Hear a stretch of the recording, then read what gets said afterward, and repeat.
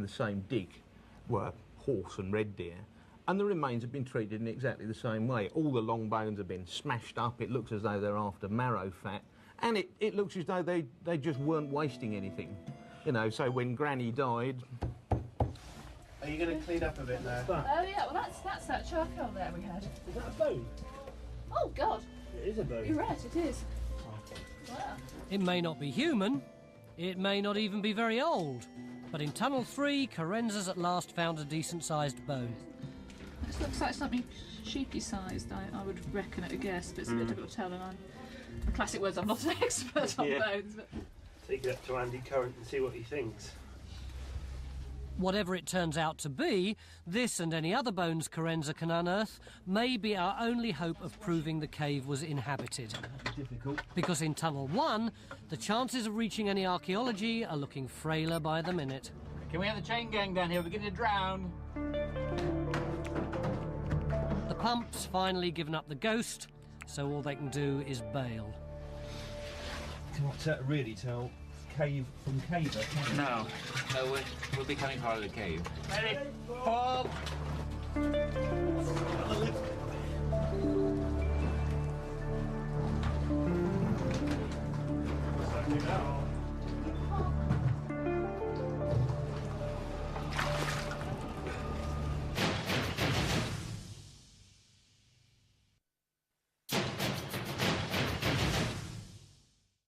That's great, isn't it?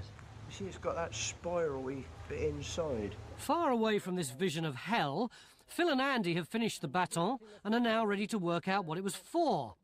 One theory is that it was a thong stropper. That's first stripper to you and me. Okay, let's drop the thong. So what do we do? Take well, that... you've got to get it on there somehow. We'll put it on this end and give it, a good thrashing, see what we can do. Go up and down like that? Yeah. Well, that's a remarkably effective tool we've made there.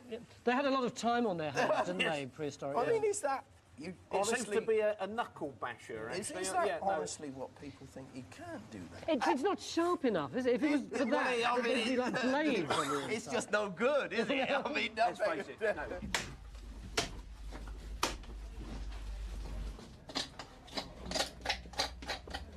We've got some more bone in here, Pete. There's a sort of iron-stained layer here, and certainly one of the bits of bone must have been down here quite long because it's picked up that staining, and the other one's just there. Look, I mean they could be lamb rib bones, I guess. So, are there any other theories? Yes, there are. It could be that it's for controlling a rope, actually sort of winching something in. Like how? Yeah, well, let's have a go. Let's see if we can do it. Have we got any rope? Okay, Yeah, we've got some rope here. So, let's see what we can do with it. Where's the end? there's the end. Right, Right, pass that through there, do I? Shove it through. So, that goes through there like that. Now, Yeah, what's well, the theory about What we this need to then, do, Andy? we need a Paleolithic horse, and we haven't got one, so looks like I'm going to double up. We're going to double up. I'm going to be a Paleolithic horse who's just been caught.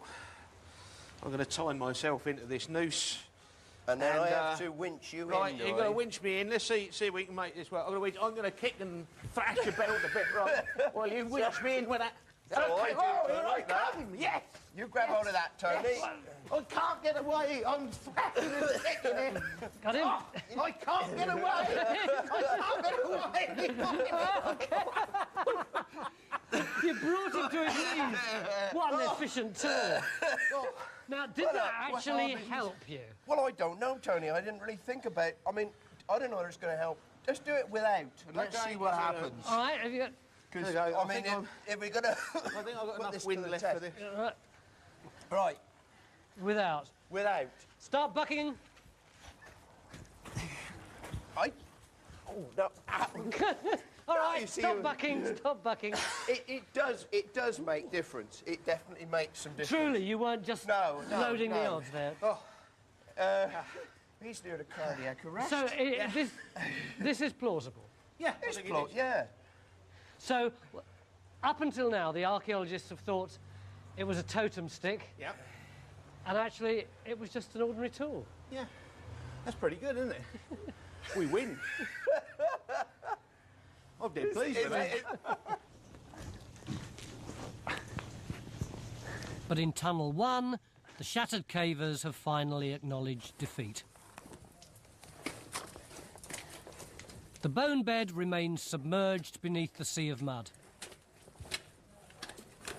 Which means it's all down to Carenza and her finds from Tunnel 3. Hi, Carenza. I'm glad you all waited for me. What have you brought for us? Right, well, this is the stuff that's come out of this orange layer that we think might be very early.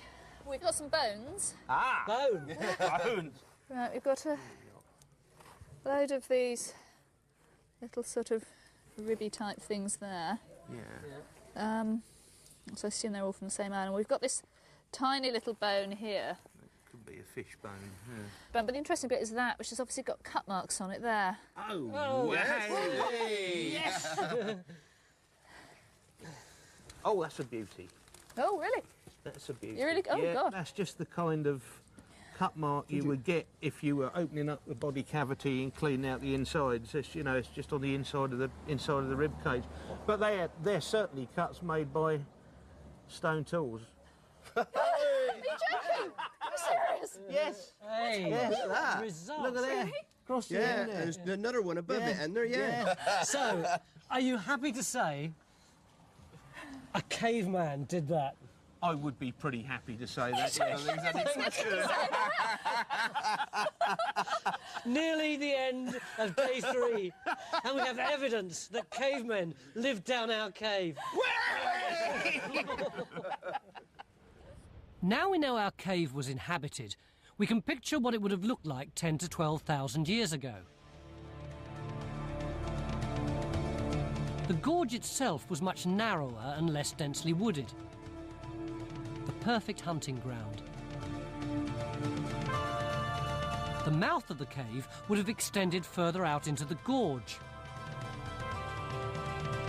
And this is where the inhabitants would have lived. Deeper inside, with no mud filling it, the cave would have been very spacious. Spacious enough even for a Stone Age Lord Bath to stand in.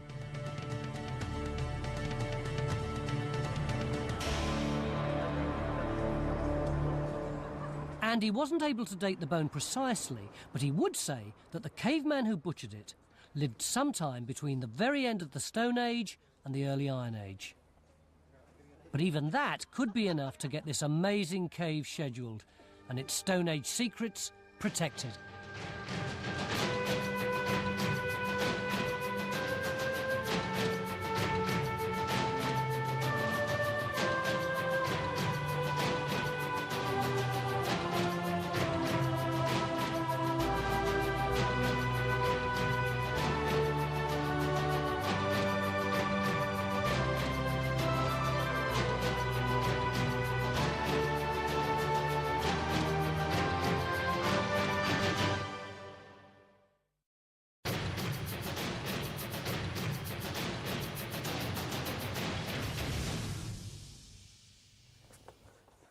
This is Coventry Cathedral, and this is the earlier one, which was bombed by the Luftwaffe during the war.